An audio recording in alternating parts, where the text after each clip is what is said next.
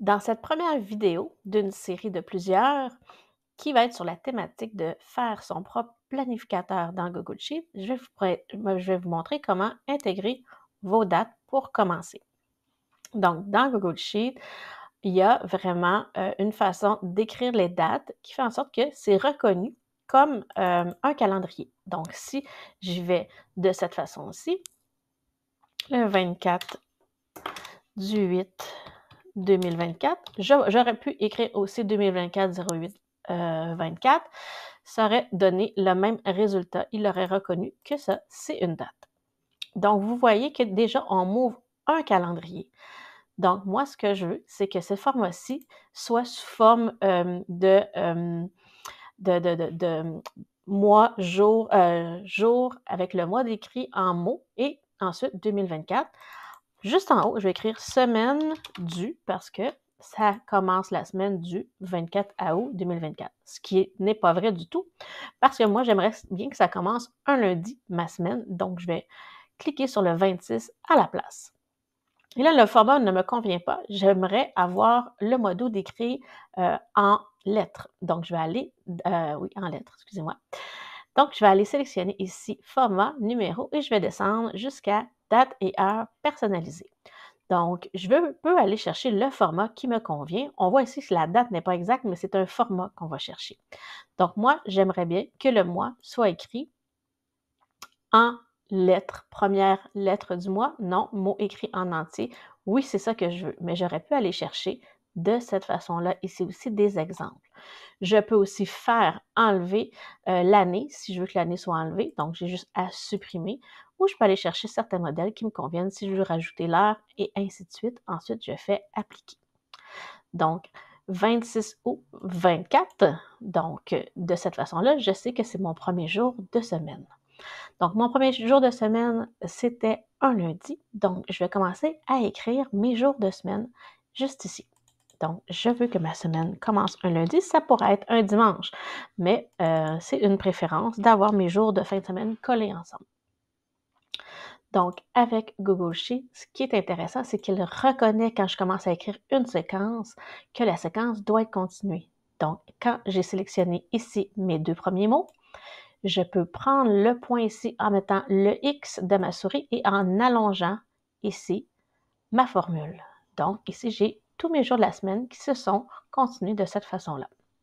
Donc, ma semaine qui commence le 26 août, j'aimerais bien qu'elle commence le lundi. Donc, pour inclure ma date maintenant, si je veux que mon lundi soit le 26 août, je peux décider que ma date soit écrite en haut ou en dessous. Là, moi, je vais décider qu'elle soit écrite en haut ici. Donc, j'aimerais bien que ma cellule qui est là soit la même, parce que c'était un lundi, que celle-ci. Donc, égale, je commence ma formule par égale et je clique sur ma cellule qui est G7. J'aurais pu écrire aussi, je peux effacer, je peux écrire G7. Donc, il comprend que je fais référence à celle-ci. Donc, je passe sur Entrée et là maintenant, j'avais changé tantôt ma police, donc c'est pour ça que c'est écrit plus gros.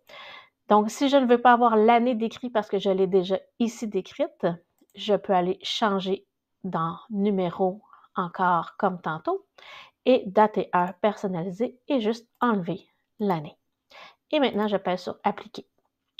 Donc, ma date qui est ici fait référence à celle-ci, comme on a pu voir, donc est égale à celle-là.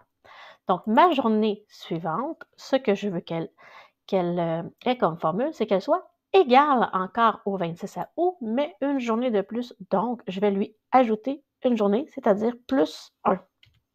Et là, ça tombe le 27 août.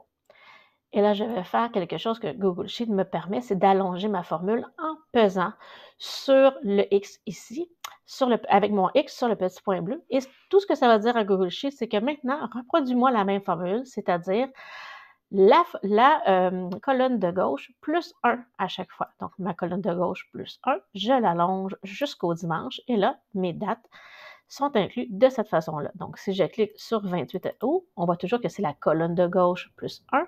Même chose pour 29 août et ainsi de suite. Donc, colonne de gauche plus 1.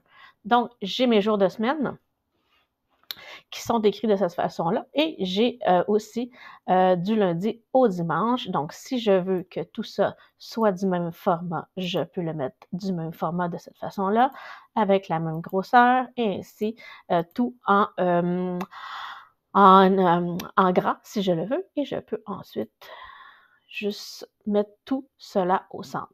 Donc, même chose ici, si je veux mettre les choses au centre, je peux le faire de cette façon-ci. Je sais que ma semaine va commencer le 26 août et ensuite, on va pouvoir continuer tous les autres jours de la semaine. Donc, si je fais une copie de cette semaine-là, donc si je duplique ma page, je vais seulement devoir changer ma date qui commence ma semaine et toutes les autres dates vont pouvoir s'adapter de cette façon-ci. Donc, si je veux, par exemple, comme je disais, dupliquer ma page, si je duplique ma page suivante, je peux aller changer simplement ma date et ma semaine va s'adapter de cette façon-ci. Donc là, on voit que mes colonnes ne sont pas assez longues, donc je pourrais les ajuster plus tard ou je peux changer mon format de date que je trouve qui est peut-être un peu trop long pour septembre avec SEPT décrit ou juste d'avoir 1, 2, 3 de cette façon-là. Donc, je pourrais changer ça par la suite. Mais ce qui est important de savoir, c'est que quand je change ma date, donc c'était 9, 10, excusez-moi, et non 1, 2, 3, 9, 10, 11, 12, 13, 14 et 15. Donc, ça se fait référence à ma première date qui a été sélectionnée ici, c'est-à-dire le 9. Si je changeais pour le 16, ça s'adapterait aussi de cette façon-là. Donc, voici comment commencer nos dates dans un planificateur de semaine avec Google Sheet.